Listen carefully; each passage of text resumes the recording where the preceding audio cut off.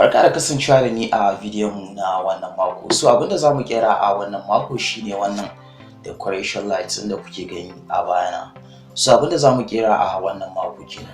Amma kafin mu fara aiki, idan kai sabon zuwa ne a YouTube channel mai suna Arewa Fasaha, to ka danna subscribe, sannan kuma in bidiyon mu na wannan mako ya burge ka to ka ba mu like saboda mu rika kasancewa da kai a duk bayan kowane mako. So bari mu fuskanci aikin mu na wannan mako.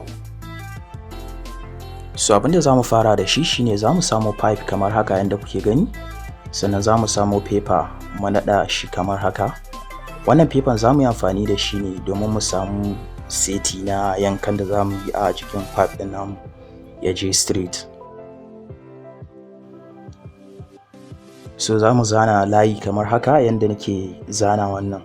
So shi yasa na ga muku mu yi amfani da paper ne saboda ya samu mana da straight line. Idan ka duba za ku ga layin yayi seti. So zamu yanka pipe din kamar haka yanda kuka ga ina yanka shi nan. Zamu cire shi kamar haka. Bayan mun cire shi zamu dan son papering nashi saboda abun yayi smooth ta wurin yankan da muka yi. So yanzu abin da zamu yi, zamu samu paper kuma kamar haka. Sai mu zana dogon layi kamar hakan ga. So sannan zamu bi shi da dangwalon 1 cm kamar haka yanda kuka ga ina yi. Bayan nan zamu yanka shi kamar haka yanda kuka ga ina yanka shi nan. So muna yanka shi yanzu zamu dauko shi mu nada shi a jikin pipe din namu da muka fara yankawa daga farko. So zamu nada shi ne kamar haka saboda a lokacin da muke huda pipe din namu, ramin da muke huda ya fita a seti kamar mun yi amfani da injimin huji ne. Saboda paper nan da kuke gani shi zai hana pipe din namu ya narke a lokacin da muke huda shi. Saboda kun san so da iron abu ne mai daukan zafi sosai.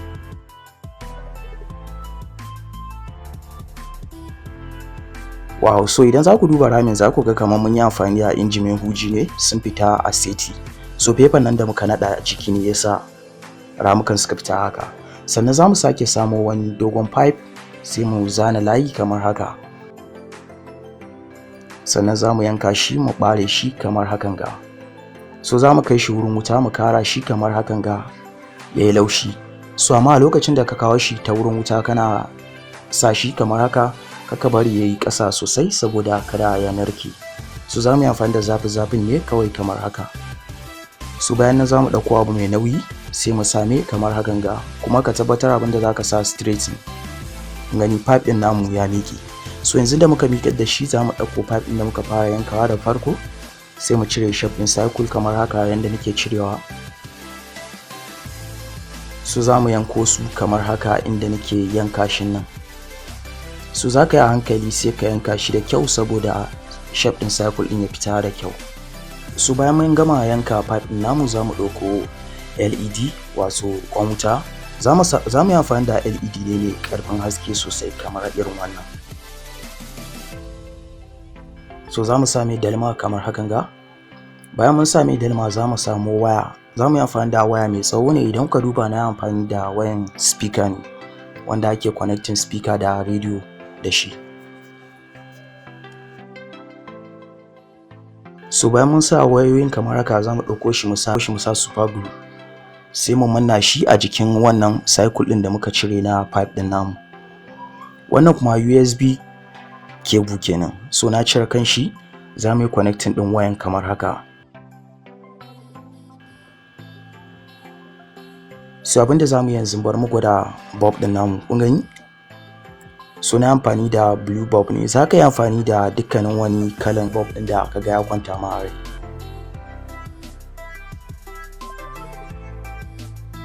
So zamu sa shi a cikin circle din kamar haka.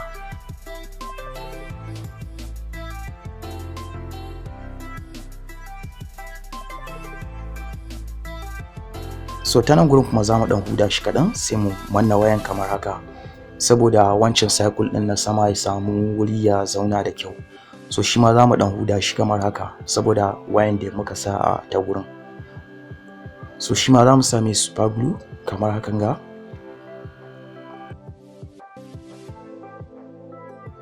So mun gama decoration light din namu kenan, yanzu fenti zamu mashi. Zaka yi amfani da dukkan wani fenti da kaga ya kwanta ma a rai. So ni na fi son baki dai a wannan aikin. so za mu manna shi a jikin bango kamar haka.